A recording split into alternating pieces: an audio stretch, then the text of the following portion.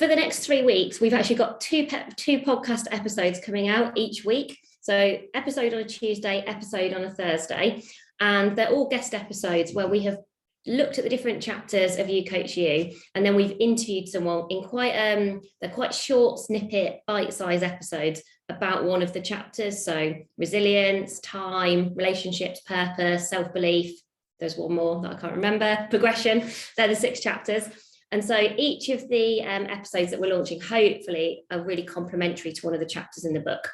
And the first one that came out on Tuesday was on resilience with Dr. Bill Mitchell, who is brilliant. He was recommended to me by 2 or 3 different people, and he just really knows his stuff. And there are a couple of key concepts that really stuck with me after our conversation. So that's what I thought I would share with you this morning.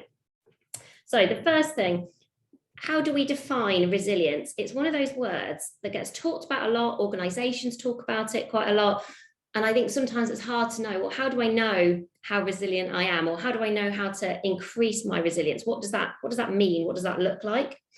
And what Dr. Bill talks about is he sees resilience as a balancing system. He uses the word system a lot, which means that it's not one thing, lots of interconnected things. He's very clear about that. There's lots of things that contribute and input towards how resilient we are. But essentially, it's this balancing system. And on one side of the system, we have pressures. And some of these pressures are pressures that we put on ourselves. So expectations of ourselves, how we think we should work, what we think we should get done in a day, all the pressures to, and you just think, you see it often in New Year's resolutions, like the pressure to think, I need to eat well and do lots of exercise and be brilliant at work and be a great parent, and like all this long list of things where I just think, oh no, that sounds really hard. I'll just be good enough at most of those things and try and be great at one thing. But all of these pressures, some of them are self-pressures and some of them are external pressures from things that we can't control. Particularly over the last couple of years, he talks about the sense of pressure and the uncertainty and the change that we've all experienced has meant that circle of pressure has increased pretty much for everyone. There are very few people who probably have felt less pressure over the last couple of years. Most of us will have felt more from some aspect of our life. So on one side of this balancing system, you've got those pressures, and then your ambition is that the size of the circle on the other side, in terms of your resilience, is bigger than the pressures that you are feeling. So almost if you wanted to do an exercise, I was thinking about this morning on the train, I would be thinking about, well, how big or small do your circles feel right now? So does your pressure circle feel way bigger than your resilience? Does your resilience circle feel way bigger than your pressure? Do they feel quite equal? Do they feel like you want to make some incremental changes? But maybe just try and visualize it a little bit just to get started. What does yours feel like? I think at this point, probably not dissimilar to probably why I've drawn it the way I've drawn it. But I think selfishly, I have just drawn my own resilience system. I think last year it would have looked, towards the end of last year, it looked really different. So at the end of last year, I'll just show you very quickly. So I think at the end of last year, there was a certain point in the year, which actually, if you've listened to the podcast, I can't remember which one it was. It was maybe the end of year. 250, I think. The end of year podcast, you will have heard me describe feeling like this. The Clapham Junction meltdown, for people who have now emailed me quite worried about my Clapham Junction meltdown, which I promise I am okay. I think there was a point for about 2 weeks where it felt like this. And actually, I'll talk in a second. Talking to Dr. Bill really helped me because I talked to him just after this, and it really helped me to understand why that balance changed so significantly. So I'll talk about that in a second. The thing that he is very clear about is resilience is not a quality. He wants us all to make sure that we understand that it's not something that you are born with. It's not something you sort of either have or don't have. He sees it as a collection of skills. And so we talk a bit about this idea of skills are something that you can learn, you can improve, they take practice. Doesn't mean it's easy, but it is something that we can do something about, that we can take control of. So just heading into chat, one quick question for you before we move on to the next concept I wanted to share. What do you think, and if you've listened to the podcast, you will know the answer to this, but what do you think the biggest barrier to our own resilience is? Certainly from the work that Dr. Bill Mitchell has done. Sarah, that's you're either listening to the podcast or you're just so on the ball. You've got that right really quickly. She's right, it's guilt. So essentially what he talks about is unjustified guilt. So there are some things that we should feel guilty for. I think he gave the example, I'm not sure it made it into the edit, of, if you forget your friend's birthday or you forget your dad's birthday, you're like, well, you probably do feel a bit guilty, and that's okay because you have forgotten it. But he talks about how much unjustified guilt we all have, where we sort of think, oh, I feel guilty that at lunchtime I went out for a walk today rather than keeping going through my to-do list. I feel guilty that I didn't put my kids to bed today because I was doing a work event. So all of this kind of unjustified guilt that actually gets in the way of our resilience. And yeah, for me, it was a bit of an aha moment, Tanya, as well, because people talk to me a lot about guilt. And I think there are some areas where I don't feel as guilty because I think I've really thought about what's important to me. Like, I think there's an interesting link with your values here, what motivates and drives you. But I've certainly found in the last year, there are certain areas that have surprised me where I felt guilty and I didn't think that I would. So it's just interesting to think, what do you feel guilty about? Almost maybe doing a bit of what's your guilt list? And does that feel like justified guilt or unjustified guilt? And maybe just it's almost getting your mindset in the right place to be able to be more resilient. This is the thing that he said that has really, really stuck with me. And I want to create some more assets around this because I think I found this incredibly useful. And I'd not heard it described in this way before. He talks about the difference between being overloaded and overwhelmed, and actually knowing which of these that you are. Hopefully you're neither of them, but I think we're all one of these at some point during most months. But knowing which one you are helps you to understand how you are feeling and what you can do about it. So when you are overloaded, you've got loads of stuff on. And this is probably a mixture of like personal stuff, professional stuff, but there are points where you just feel like there is too much, or there's like wow, I feel like I've maybe overcommitted a bit, or there's a lot going on in the next month. It's a particularly busy period. And when we're overloaded, we know there's a lot, we know there's perhaps a bit too much, but what's interesting is we do feel in control. So we still feel in control of the overload. We feel confident that we probably will find our way through it. If I look at the next 2 or 3 months in Amazing If in our business, this is always a busy time of year for us. And I think, there's probably a few weeks where like they're a bit overloaded, but I feel confident that we can find our way through them, that I know what we've got to deliver. I'm sort of feeling in control, which is why at the moment in my balancing system, my resilience circle feels bigger than my pressure circle. However, back to Clapham Junction meltdown moments, which will make no sense if you're thinking you've not listened to that episode. Essentially, I had a meltdown at a train station where I decided I needed to go to bed for a week. But when you're overwhelmed, same thing, there's sort of too much happening. But the really big difference is about control. You don't feel in control of it. You actually feel stuck, lost. You can't see your way through it. And that's exactly what happened to me. I remember thinking, I've got all of these different things happening, and I'd thought about it quite a lot, and I couldn't figure or find my way through feeling in control. I couldn't get to a sense of control, which for me feels quite unfamiliar because I am naturally someone who likes to be in control / sometimes a bit controlling. As before Helen says it, I was like, if I say it first, then Helen doesn't have to say it. So I really like to be in control. So that sense of not feeling in control actually felt quite unfamiliar, very unsettling for me. And I sort of wasn't quite sure how to fix that. And so just interesting to think about, are you feeling overloaded or overwhelmed? If you are feeling overwhelmed, what Dr. Bill suggests, he kind of says, the single best thing that you can do when you're feeling overwhelmed is to have a conversation with somebody who gets it. So he talks about this idea of picking your people carefully. So if I had a conversation at that moment, for example, with my boyfriend, he would probably be sympathetic and he'd be supportive, but quite hard to be empathetic because you don't understand someone's world. You sort of need someone in your world or who has been close enough to your world that they can understand the realities of what you're experiencing. And so just thinking about, well, who are the people that you are surrounding yourself with? Who are the people you can have conversations with as quickly as possible when you are feeling overwhelmed? And can I just interject on that point? Because when I was listening to the podcast, I was also thinking of Sarah's, that's that situation that we're talking about. And I think he mentions like that actually the people who just want to solve the problem for you aren't necessarily the best people to speak to. So Sarah came and talked to me, and I basically had loads of practical solutions to this problem, but that wasn't what Sarah needed in that moment. She needed somebody who could listen and support and empathize with her, and not necessarily try and rush to solve the problem. And so it made me think, listening to the conversation that Sarah had with Dr. Bill, not only how you might deal with this, but if you are somebody trying to support somebody who is feeling overwhelmed, how you can better support them. And because I thought, what I should have done there is just listened and explored Sarah's feelings a little bit more and just sat with the feelings, whereas I tried to solve the problem, and that wasn't what was needed right then and there.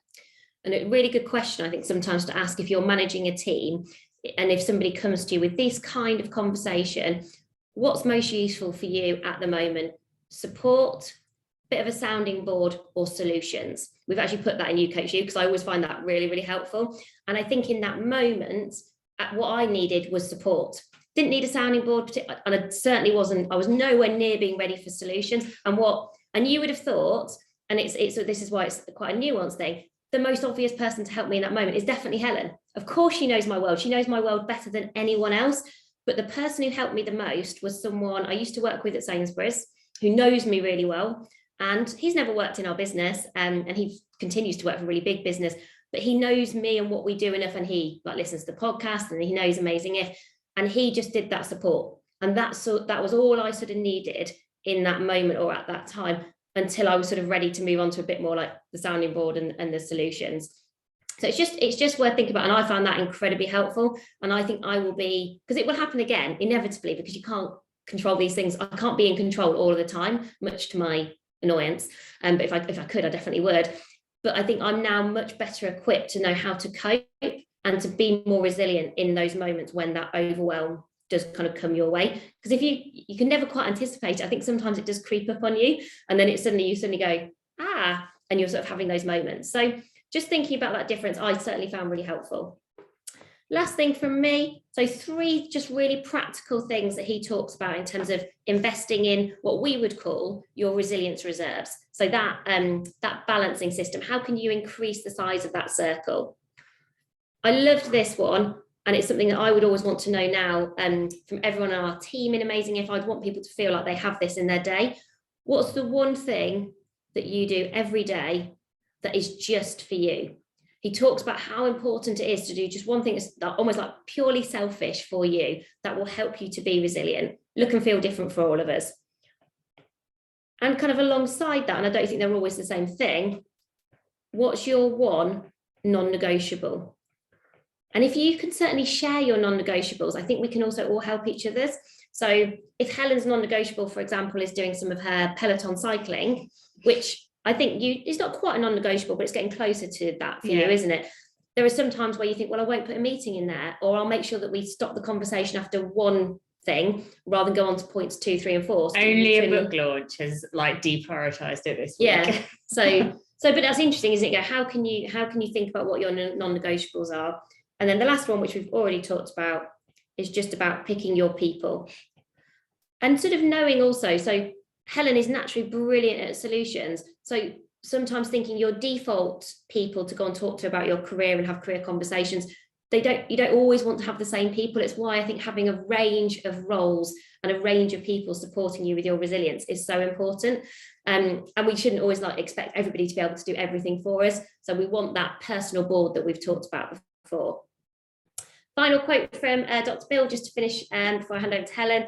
If you neglect you, everything else will drop away. So easy to say and so sensible and so hard to do is my reflection. But I am determined this year to try and do a bit better job of this, because I think last 2 years, everything has changed so much and gone in so many different directions. This has been so hard to get right. And I'm this is my sort of ambition for this year, is just to keep that circle of resilience bigger than the pressures. And I don't know how to summarize that into one perfect word, which Helen will be much better at than me. But in my head, because I'm a very visual person, that is my goal for that year. Keep that one circle bigger than the other. And in the book, we have got the first chapter after the How to Coach Yourself section is all around resilience. We've got a resilience rating scale, so you can really dive into the different things that contribute towards your resilience and sort of work on some of the areas that might be most meaningful to you. So that's what's in there. Yeah, that'd be great. So I am now, we dropped another episode this week. Today, it's gone live today. So I'm doubting anyone has had a chance to listen to it. I re-listened to it. I've not listened to it. I re-listened to it on the way to on the train this morning. So I'm assuming not many of you have listened to it. Let me just get my tech working. There we go. It is me talking to this person here, Nir Eyal. Some of you might be familiar with his book. His book is called Indistractable. That's Nir. And just in case you don't know, we've actually paired the episodes that are going live in January with a past episode that we think also supports the topic. So today's episode is me talking to Nir about distraction, because we have the time chapter in the book.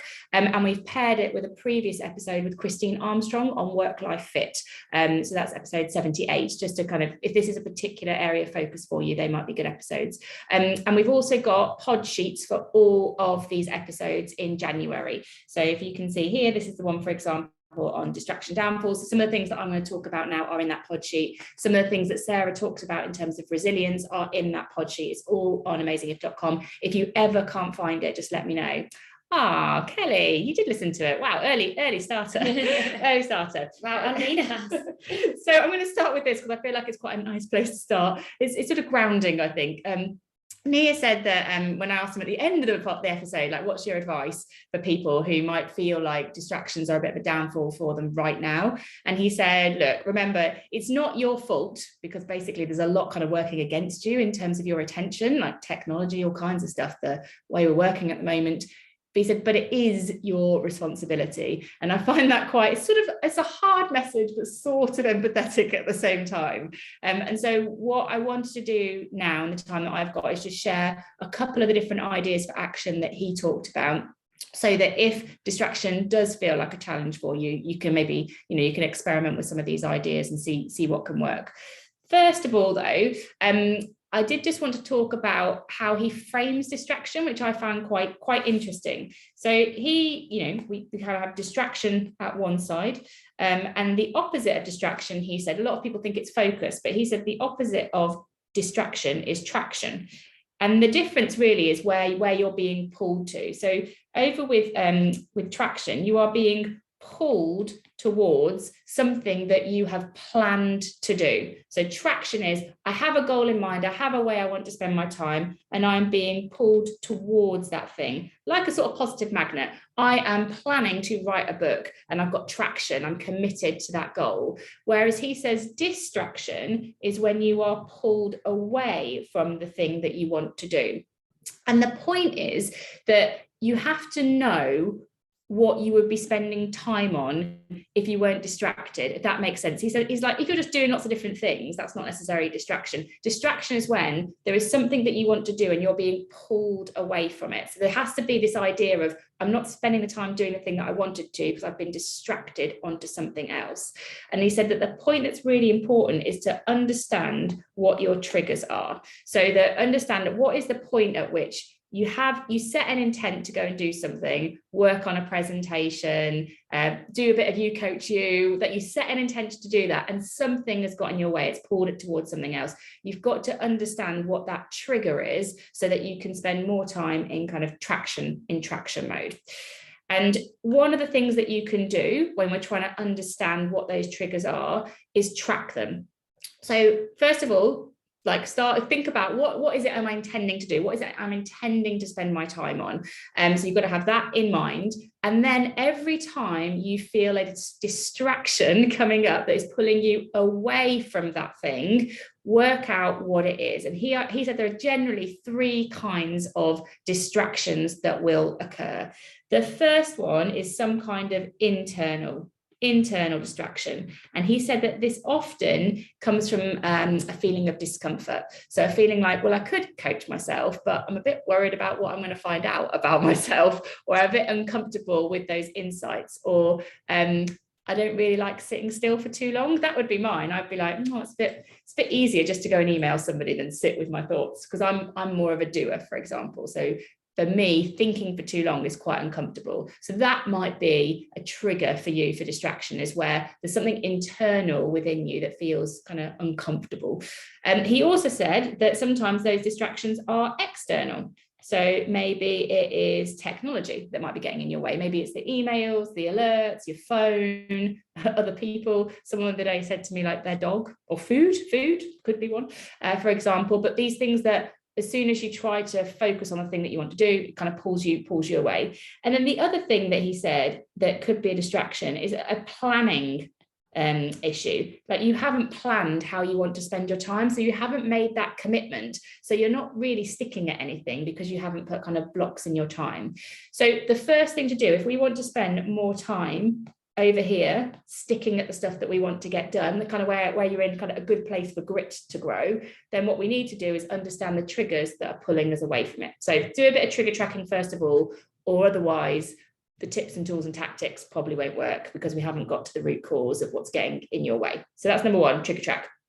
Number two is, he said that what you want to do is this time that you're committing to doing these things that you want to focus on, where you're trying to find that traction, you really want to sync that up with other people so that they respect that time. So he talked about, like, one of the things that he would recommend that you do is you have your schedule, and he talks about time blocking quite a lot. Like, you know, don't just have a to-do list. Instead of a to-do list, like, block time in your diary for, you know, writing that presentation, so that you can see when you're being pulled away from it, that what you're being pulled away from. And he said that what you want to do is really kind of agree that with somebody else. So for example, if I wanted to work on our website update, which is generally something I need to work on, what I should do is put that time in my diary, not just have it nominally on a list, but put that time in my diary. But then what I should do is sync that with Sarah, and I have a conversation with Sarah and say, this is what I'm prioritizing, this is why I'm prioritizing, this is what I'm not doing. What do you think about that? Would you change the priorities? So that Sarah understands and can respect how I'm spending my time. Or otherwise, you might try to create traction and try to commit to something, but then there are these other distractions that you're basically not in control of. And we want to take control of your time as much as possible. So schedule syncing is one way that you can do that. And then the last thing that he talked about that I kind of took away was the idea of a 10-minute rule. And he said, what you want to do is allow yourself to give in to a distraction, but just not yet. So we're trying to train ourselves for traction. So let's say I am writing a presentation, and my biggest sort of distraction is an external trigger, and it's my phone. Very likely, because I get 101 notifications like all the time, because Sarah's like, just turn your notifications off. So let's just say that's my thing. I'm trying to write a presentation. My trigger is technology, so it's an external distraction. What he would say is you've got to train your brain for traction. So you can give in. I can give in to my phone, but just not yet. You set yourself a 10-minute rule, and I'll say in 10 minutes time I'm allowed to check my phone. And the point is, over time you can train your brain for traction, so you can go from 10 minutes to 20 to 30 minutes, and it's a way that you can just sort of resist the appeal of that thing that's kind of pulling you away from the stuff that you want to get done. And this was his final bit of advice that stuck with me, and this is the last thing that I will say. He said that you've got to take steps today to prevent being distracted tomorrow. So by understanding your triggers, by planning how you want to spend your time, what you want to spend, what you want to commit that time to, it makes it much easier for you to resist the distractions. So, I love Nia's book, Adam. Yeah, he was great. I might do a little clip of our conversation actually and put it out on social, because it was really great to talk to. I think it's a particularly practical exercise. He's very soundbitey in his snippets, I would say. So that's everything. We finished on time. What are the chances? I know. We've done 2 episodes on time. We should do this together more often. What does that say about what we normally do when we're not together? I don't know. Maybe we're holding each other to account. I think there's more accountability. Like if Sarah runs over, I can sort of elbow her and be like, it's my time. Well, also, I actually listen to the podcast, which never happens. We've upped our game for you today, everybody. Yeah. So thank you so much. And also we do really appreciate, I know loads of you pre-ordered You Coach You to support us, and pre-ordering books really helps us, but I always think it's just a bit annoying for you because you have to wait. So I really hope you'll get your books soon. And if you haven't ordered it yet because maybe you're new for the first time, someone is just holding it up. Maria, amazing. Maria. Thank you so much to everybody recommending it. If you fancy sharing it, that also really helps us. We're doing our best to get it out in the world, and then we promise to stop talking about it if that's an incentive for you. But thank you so much, everyone. Love doing these sessions, and we'll see you again next week. See you soon, everybody. Take care. Have a good rest of your week.